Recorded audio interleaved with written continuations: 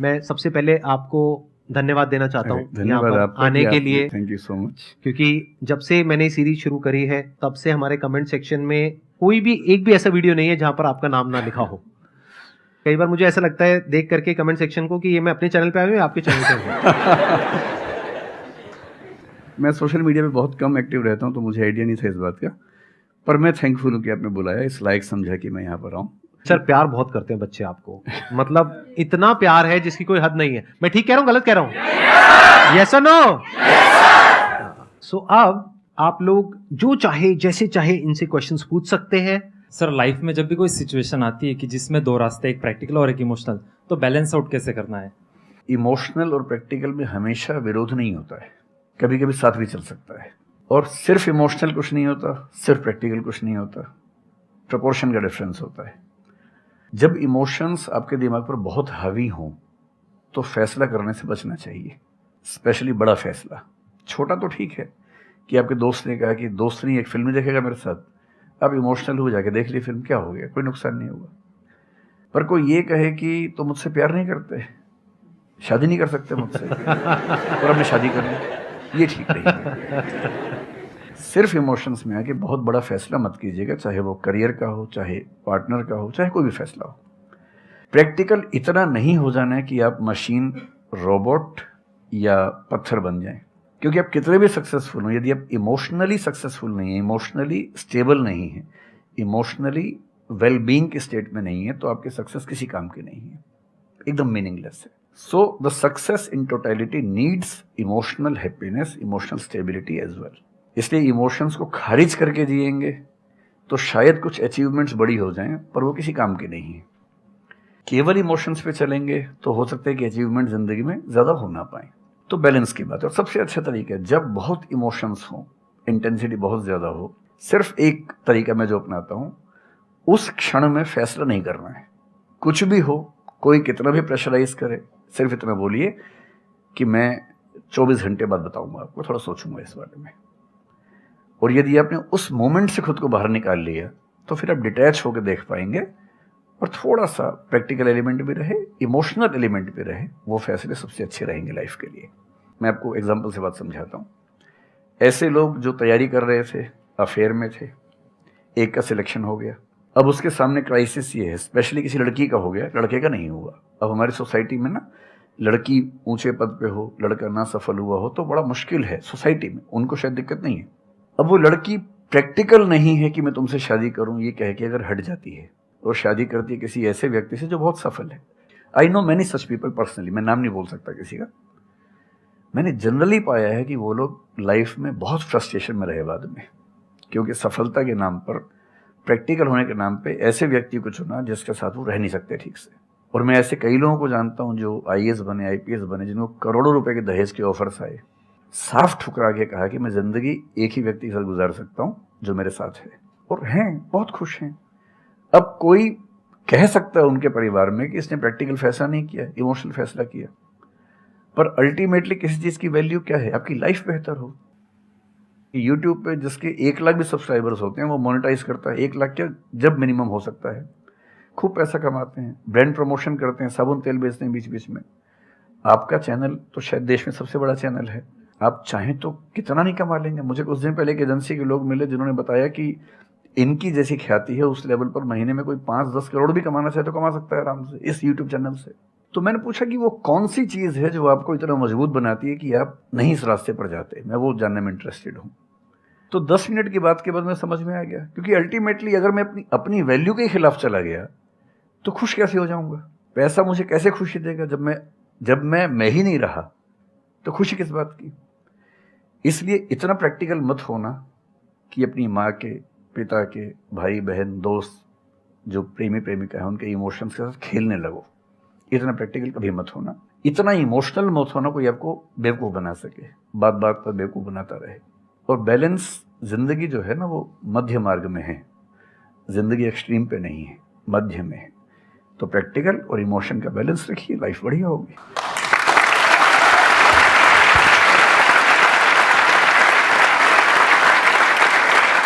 आपने सर इतने अच्छे से एक्सप्लेन किया, मेरे पास में कुछ है ही नहीं बोलने के लिए। यूजुअली मेरे पास में कुछ होता है ऐड करने के लिए, लेकिन आपने पूरा ही उसका ऐसा निचोड़ निकाल दिया। आपने YouTube पे इतना बोला कि सच में नहीं बचा होगा आपके पास। 6-7 साल पहले की बात है। मेरी एक स्टूडेंट थी जो सुसाइडल टेंडेंसी की शिकार थी उस समय। उसके घर में कुछ ऐसी ट्रेजेडी, उसकी मदर की डेथ हुई थी, और एक ऐसी ट्रेजेडी जो बहुत ही रेयर किस्म की ट्रेजेडी है, जो शेयर करना ठीक नहीं है यहाँ।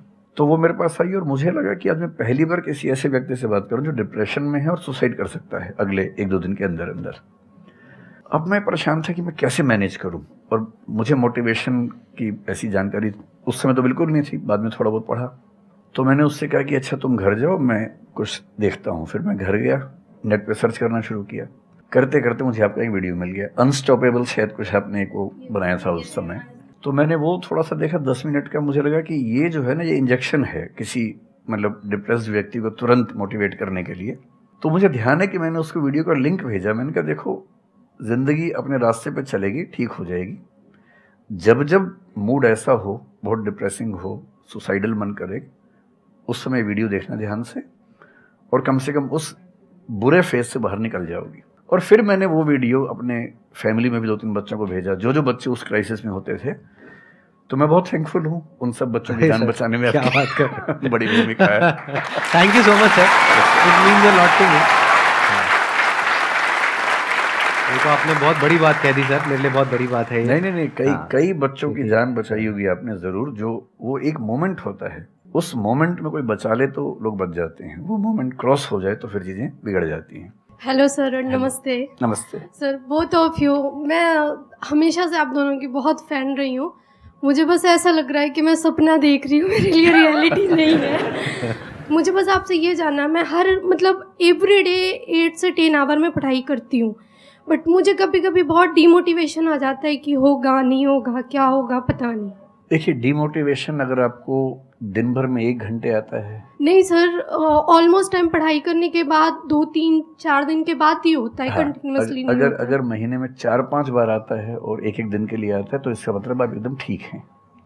अगर कोई व्यक्ति आपको ये कहे कि मुझे डिमोटिवेशन कभी नहीं होता, तो उसको इलाज की जरूरत है। आपको जरूरत नहीं है। क्योंकि जब आप अपने से बेहतर व्यक्ति को देखेंगे, आपको थोड़ा सा इंफीरियरिटी कॉम्प्लेक्स आएगा, डिमोटिवेशन आएगा।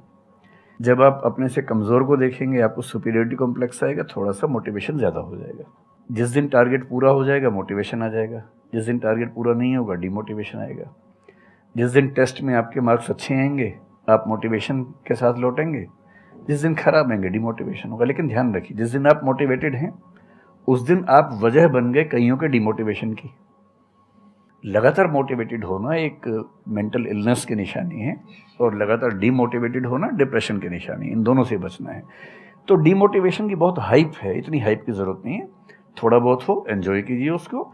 और जब जब लगे कि ज़िंदगी बहुत ख़राब चल रही है, तो मैं जो करता हूँ, अजीब सा लगेगा आपको, मैं कभी कभी शमशान घाट चला जाता हूँ। सच कह रहा हूँ, ये सुनी आपने वीडियोस में भी कहा है। सच में चला जाता हूँ, या ट्रॉमा सेंटर चला जाता हूँ देखने के लिए। ट्रॉमा सेंटर में जाके 1 घंटा बैठ के आ जाइए, मोटिवेशन आ जाएगा। और शमशान घाट में जाके देख लीजिए कि हम जैसे हमसे कम उम्र के लोग वहाँ जल रहे होते हैं, तो लगता है हम जिंदा तो हैं। अगर मैं थोड़ा सा कॉग्निटिव लेवल पर बात करूँ, एक बहुत बड़ा साइकोलॉजिस्ट हुआ, उसका नाम है ब्रेंटानो, कभी सर्च कीजिएगा उसको। ब्रेंटानो ने ह्यूमन कॉन्शियसनेस को स्टडी किया, और उसने ये बताया कि ह्यूमन कॉन्शियसनेस की बेसिक नेचर है कि जो हमारे पास है वो हमें नज़र नहीं आता, जो नहीं है वो नज़र आता है। तो the consciousness of lacking something is the nature of human consciousness. इसलिए इसी बात को एक शेर में, बहुत प्रसिद्ध शेर में कहा गया है, दुनिया जिसे कहते हैं जादू का खिलौना है, मिल गया सो मिट्टी है, नहीं मिला वो सोना है।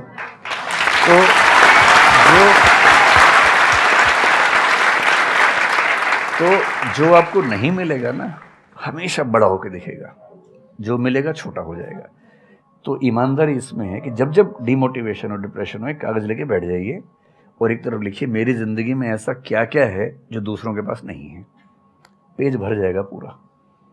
तो जो है उस पर ध्यान दीजिए और एंजॉय कीजिए। मेरा क्वेश्चन है कि आजकल बहुत लोग बोलते हैं कि एजुकेशन सिस्टम हमारा पुराना हो गया है, और बहुत लोग बोलते हैं कि इसे चेंज करना चाहिए, और ये सारी चीज़ें बहुत पुरानी हो रही है जो हम अभी करंटली पढ़ रहे हैं। तो इस पे आपका ओपिनियन क्या है? एजुकेशन सिस्टम में तो बहुत मेजर चेंजेस की ज़रूरत है, और ये बात भारत सरकार ने एक्सेप्ट भी की है, नई पॉलिसी भी लेके आए हैं। मतलब मुझे लगता है कि कई लेवल्स पे देखना है। सबसे पहले तो ये डिफाइन करना ज़रूरी है कि एजुकेशन का पर्पज़ है क्या।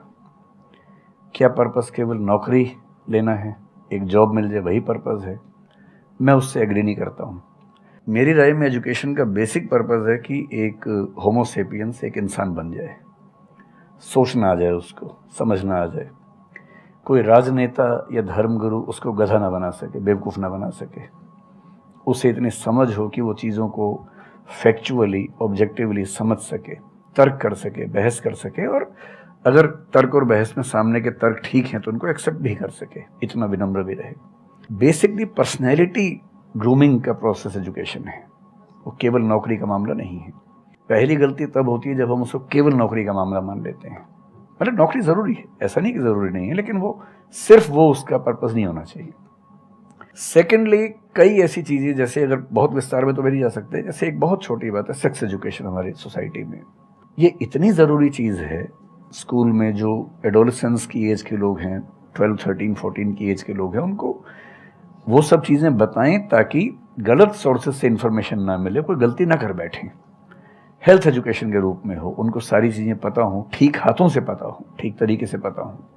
फिर मेरा ख्याल है कि जैसे IITs में अब तो होने लगा है, पहले क्या था कि हम टेक्नोलॉजी सेंट्रिक एजुकेशन पर ज़्यादा फोकस करते थे कि आपने मशीन को समझ लिया, तकनीक को समझ लिया, हो गया, इंसान को नहीं समझा।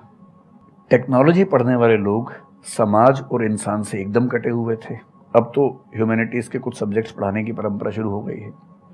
एक होलिस्टिक एजुकेशन हो। ह्यूमैनिटीज़ वाला बच्चा केवल हिस्ट्री, पॉलिटिकल साइंस, सोशियोलॉजी पढ़ता है, उसको कोडिंग का सी भी नहीं आता, टेक्नोलॉजी बिल्कुल नहीं आती उसको MS एक्सेल भी नहीं पता क्या होता है। टेक्नोलॉजी वाला सिर्फ टेक्नोलॉजी पढ़ता है, वो ह्यूमन ब्रेन को नहीं पढ़ना चाह रहा, सोसाइटी को नहीं पढ़ना चाह रहा। क्यों नहीं एक ऐसी शिक्षा हो जिसमें एक इंटीग्रेटेड अप्रोच हो, होलिस्टिक अप्रोच हो, कि हम खुद तय कर सके कि किस किस एरिया में हमें ज़्यादा जाना है, और एक बेसिक अंडरस्टैंडिंग हर चीज़ की हो। तो बेसिक 3 फार्मूले माने जाते हैं। एक यूनिवर्सलाइजेशन ऑफ प्राइमरी एजुकेशन है कि 10वीं क्लास तक की शिक्षा हर बच्चे को मिले, ठीक से मिले। वोकेशनलाइजेशन ऑफ सेकेंडरी एजुकेशन, यानी 11वीं 12वीं की पढ़ाई का पर्पज़ है कि बच्चा ये समझ पाए कि उसको ज़िंदगी में आगे कहाँ जाना है।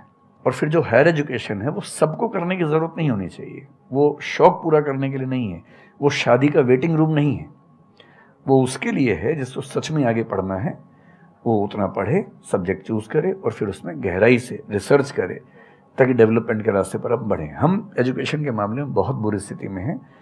मैं तो जिस उम्र में हूँ, मेरा अब तो पर्पज़ भी ये बन गया है कि अब मैं उसी पे कुछ काम करूं। एक यूनिवर्सिटी शुरू करने की योजना मेरे मन में है, इनसे मैंने शेयर भी किया था। और मैं जिस तरह का विश्वविद्यालय सोचता हूं, वो नौकरी देने के पीछे पागल नहीं होगा, वो होमो सेपियंस को कायदे का इंसान बनाने की कोशिश करेगा। नौकरी तो उसका एक पार्ट है। मतलब आप जितने भी सफल लोगों को देखेंगे जनरली, जैसे मैंने इन्हीं से पूछा, ये जिस फील्ड में सफल हैं, इनका जो करियर है, अगर मैं इसको छोड़ भी दूं तो अदरवाइज भी जो इनका करियर है वो उस विषय से जुड़ा हुआ नहीं है जो इन्होंने पढ़ा है ग्रेजुएशन में। मेरा भी नहीं है, आमतौर पे किसी का भी नहीं है। 90% लोगों को मैं देखता हूँ जो सक्सेसफुल हैं, उनके ग्रेजुएशन के सब्जेक्ट में और लाइफ की फील्ड में कोई लिंक नहीं है। तो बेसिक पर्पस क्या है? वो स्मार्टनेस बाहर आ जाए, ग्रूमिंग हो जाए, इंटेलिजेंस है, इमोशनल इंटेलिजेंस है, वो सब जो टूल्स हैं वो उस बच्चे को सीखने को मिल जाए ताकि फिर वो ज़िंदगी को फेस कर सके, इनोवेट कर सके, नए रास्ते निकाल सके। 1000 रास्ते दुनिया में होते हैं। तो सच बात है कि काफ़ी चेंजेस की ज़रूरत है और आप और हम मिलकर करेंगे चेंजेस। एजुकेशन वाइज अगर देखा जाए तो मैंने बहुत ज़्यादा कुछ नहीं किया है अपनी लाइफ में, बट मेरे स्टैंड पॉइंट से अगर आप देखोगे कि एजुकेशन क्या है, तो एजुकेशन का सबसे बड़ा गोल ये है कि एक इंसान का दिमाग खुले, बजाय कि उसका दिमाग इतना नैरो डाउन हो जाए कि उसको लगे कि बस यही अगर हो गया तो सक्सेस है, ये नहीं हुआ तो फेलियर है। आप अनगिनत तरीकों से अपने गोल को, अपने पर्पस को, या जो भी आप करना चाहते हो उसको अचीव कर सकते हो। एजुकेशन का सबसे बड़ा गोल ये होना चाहिए, और वही मेरी कोशिश है अपने इन सेशंस के थ्रू करने की, कि एक इंसान का दिमाग खुल जाए, उसके दिमाग में एक पॉसिबिलिटी माइंडसेट आ जाए, ना कि एक लिमिटेड माइंडसेट हो कि बस ये हो गया तो बहुत है। अब प्रॉब्लम क्या है, ये जो लिमिटेड माइंडसेट है ये बहुत लोगों का है, करोड़ों लोगों का है, तो वहां पे कंपटीशन भी बहुत है। पॉसिबिलिटी माइंडसेट जबकि देखा जाए तो ज्यादा इंटरेस्टिंग है, लेकिन बहुत कम लोगों का है और वहां पे कंपटीशन कम है। और पॉसिबिलिटी माइंडसेट क्या होता है कि कोई भी काम अगर मैं कर रहा हूं, अगर वो नहीं हुआ तो इसका मतलब ये नहीं है कि मैं फेल हो गया, इसका मतलब ये है कि मैं क्रैक नहीं कर पाया। There has to be a way. ये एजुकेशन काम अगर कर दे तो रियल एजुकेशन हो गई हमारी। मतलब एक इंसान को, हाँ सॉरी, थॉमस एडिसन बल्ब के आविष्कार में लगा हुआ था, हाँ जी, 1000 बार फेल हुआ। तो किसी ने उससे पूछा कि यार तुम बार बार करते होता तो है नहीं तुमसे, क्यों कर रहे हो? तो उसने पता है क्या कहा, हर फेलियर के बाद मैं ये जानता हूं कि बल्ब इस तरीके से भी नहीं बन सकता, और अब मैं 1000 तरीके जानता हूं कि इन तरीकों से नहीं बनेगा, और उसके बाद वो तरीका ईजाद हुआ जिससे बना। एजुकेशन से एक इंसान का दिमाग इतना खुल जाए कि सबसे पहली चीज तो उसको ये समझ आए कि मैं कुछ भी नहीं जानता। हाँ, एकदम ठीक बात है। एजुकेशन मस्ट बी सच कि वो लाइफ लॉन्ग आपका एक क्वेश्चनिंग माइंड बना ही रहे, कि आप कहीं भी हो, कुछ भी कर रहे हो, आपके दिमाग में क्वेश्चंस चले, questions related to the problems. जो भी आप काम कर रहे हो वो क्या है, अल्टीमेटली प्रॉब्लम सॉल्विंग है, तभी उस काम में वैल्यू है। अगर किसी की कोई प्रॉब्लम ही नहीं सॉल्व कर रहे हो तो उसमें वैल्यू कहां ऐड हो रही है, और वैल्यू नहीं ऐड होगी तो आपको पैसा कैसे मिलेगा, फिर चाहे जॉब हो चाहे बिजनेस हो। सो द आइडिया इज कि आपका दिमाग ये चलना चाहिए, अच्छा ये प्रॉब्लम है ना, पहले तो मुझे नहीं पता है कि इसको सॉल्व कैसे करना है, क्योंकि अगर आपको पहले से ही पता है तो आपको वही पता है जिस तरह से वो प्रॉब्लम सॉल्व होती आई है। That may not be relevant in today's context, but still आप उसको उसी तरह से सॉल्व करोगे जिस तरह से सब कर रहे हैं। वहां पर कंपटीशन है, फिर आप कहोगे कि कुछ हो नहीं रहा है। सो द आइडिया इज कि पहले तो ये प्रॉब्लम है जो मुझे अच्छे से समझ आई, मैंने इस पे फोकस किया, अब इसको सॉल्व करने के इन्फिनिट तरीके हैं, एक रास्ता नहीं है, बहुत सारे रास्ते हैं, मुझे पता नहीं है। This is the goal of education, कि मुझे नहीं पता है लेकिन पता किया जा सकता है। This is another goal of education. उसमें से कुछ तरीके काम करते हैं, कुछ नहीं करते हैं, यह भी हमको क्लियरली पता होना चाहिए। मतलब job personality must be dynamic, it must not be static. जैसे मैंने देखा है बहुत लोगों को जो मुझे मिलते हैं, कुछ लोग हैं उसमें से जो, जैसे मैं सर से मिला अभी ऑफ कैमरा, हम लोग बैठे हुए थे, डिस्कशन कर रहे थे, तो it was a great experience sir आपके साथ में बैठ करके, जिस तरह से, जिस ठहराव से सर बात कर रहे थे, जिस तरह से चीजों को सुन रहे थे, समझ रहे थे, और मैं क्वेश्चंस पूछ रहा था, ये मेरे से क्वेश्चंस पूछ रहे थे, तो there was a conversation which was going on. On the other hand there are some people जिनसे मैं कभी कहीं मिला तो उनकी अप्रोच क्या है कि मुझे सब पता है, वो गड़बड़ हो जाती है। शिक्षा की दुनिया में बहुत प्रसिद्ध कहावत है, भारतीय अगर परंपरा में देखें तो विद्या ददाति विनयम एक बहुत प्रसिद्ध कथन है। अगर कोई पढ़ा लिखा आदमी अपने ज्ञान की वजह से अहंकार करे तो मान लीजिए कि वो पढ़ा लिखा नहीं है, पढ़ाई उसके दिमाग पर हावी हो गई है, अभी उसको अंदाजा नहीं है कि कुल संसार के ज्ञान में उसकी हिस्सेदारी डेसिमल में भी नहीं है। और जिसको ये पता है कि मेरा ज्ञान बहुत कम है वो विनम्र ही रहेगा। और इसलिए जो बड़े प्रोफेसर्स हैं, अगर आप कभी सुनेंगे, मैं जानता हूँ, मैं यूनिवर्सिटी में जब पढ़ता था, सबसे बड़े प्रोफेसर क्या बोलते थे कि मैं इस विषय का विद्यार्थी हूँ, कभी नहीं बोलते थे कि मैं प्रोफेसर हूँ। इतना साहस किसी में कैसे कि मैं प्रोफेसर हूँ? अरे आप जिंदगी भर स्टूडेंट बने रहेंगे तो ही काफ़ी है, उससे बड़ी बात तो सोचने भी नहीं चाहिए। बहुत बड़ी बात है।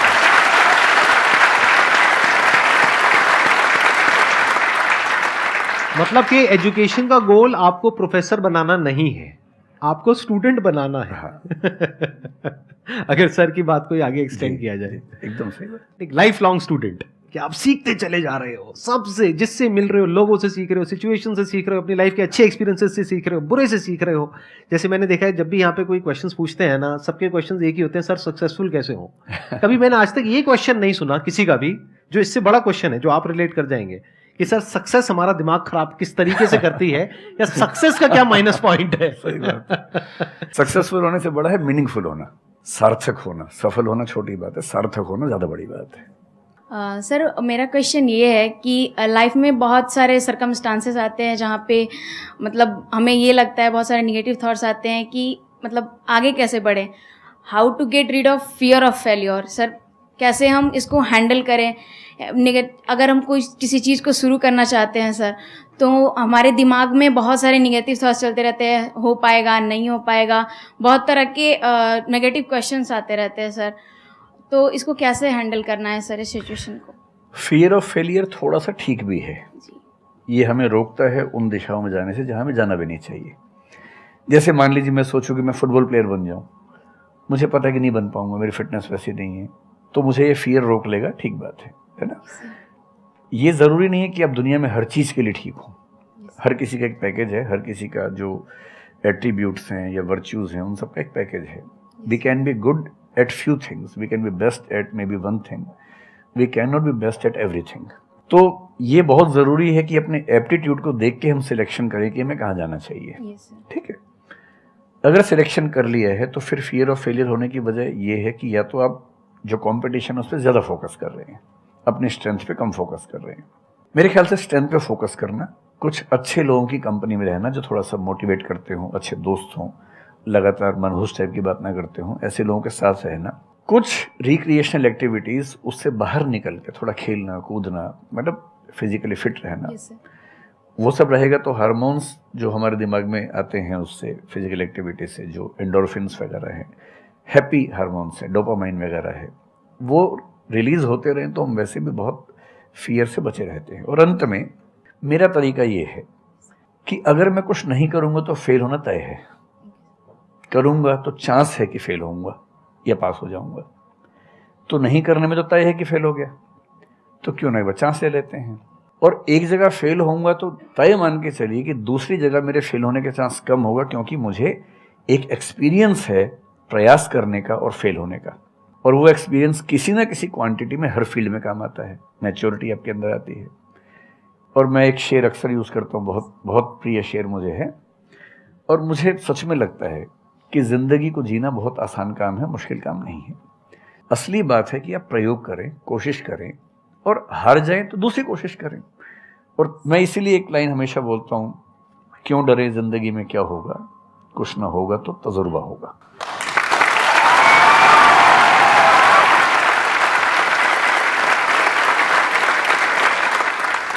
मुझे भी सर के जैसे मोटिवेशनल स्पीकर बनना है सर, पर मैं ये सोचती हूँ कि अगर मैं वीडियो बनाऊँगी, कंटेंट बनाऊँगी, तो संदीप सर को छोड़ के या फिर बहुत बड़े बड़े मोटिवेशनल स्पीकर्स हैं उनको छोड़ के मुझे देखेगा कौन। मतलब ये मेरे अंदर थॉट्स आते हैं कि अभी मेरा मतलब मैं 19 ईयर की हूँ, तो मैं जब वीडियो कंटेंट बनाऊँगी तो मैं कुछ, मुझे ऐसा मतलब मेरे अंदर ये थॉट है कि मैं कोई बड़ा आदमी नहीं हूँ या फिर कुछ बड़ा नहीं हूँ, तो मैं ये वीडियो कैसे डाल सकती हूँ। लोग क्या सोचेंगे कि मतलब तू ये तो खुद कुछ नहीं है और लोगों को मोटिवेट कर रहा है, ऐसा मेरे अंदर थॉट आता है। पहले या तो कुछ कर लीजिए ज़िंदगी में, उसके बाद मोटिवेट कर लीजिए। और नहीं तो मोटिवेशन एक पूरी साइंस है, साइकोलॉजी से जुड़ी साइंस है, उसको ठीक से पढ़ के रिसर्च करके उससे बात कीजिए। शुरू में तो जब इन्होंने भी शुरू किया होगा, कहाँ शुरू में लोग जानते होंगे, बड़ी लंबी स्ट्रगल होती है, किसी भी फील्ड में इतनी लंबी स्ट्रगल है। देखिए जो आदमी सफल है ना, आप ये जो हमारा वर्तमान है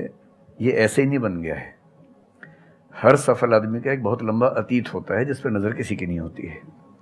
और बशीर बद्र ने एक बड़ी गहरी बात कही थी, ये फूल मुझे कोई विरासत में मिले हैं, तुमने मेरा कांटों भरा बिस्तर नहीं देखा।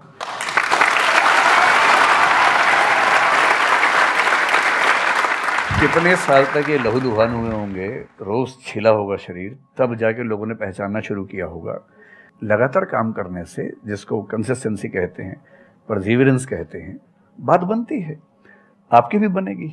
मैं तो कई ऐसे लोगों को जानता हूँ जिन्होंने एकदम स्क्रैच से शुरू किया और उसके बाद वो टॉप पे पहुंचे। आपने अपने क्वेश्चन में दो बातें टच करी, एक कि आपको मोटिवेशनल स्पीकर बनना है, एक है कि फियर ऑफ फेलियर है।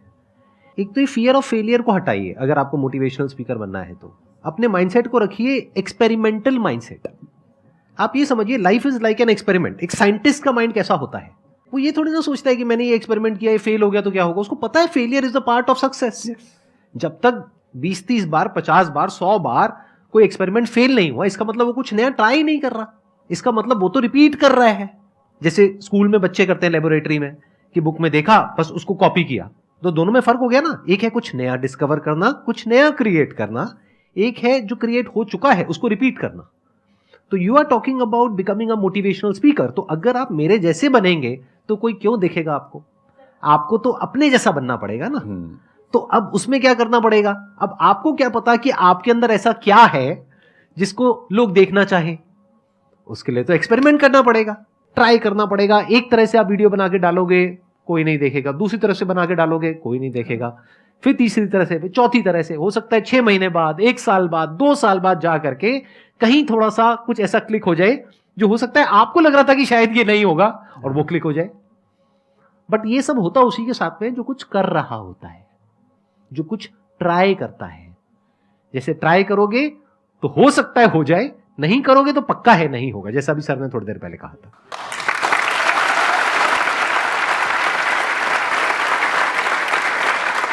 Thank you so much sir यहाँ पर आने के लिए।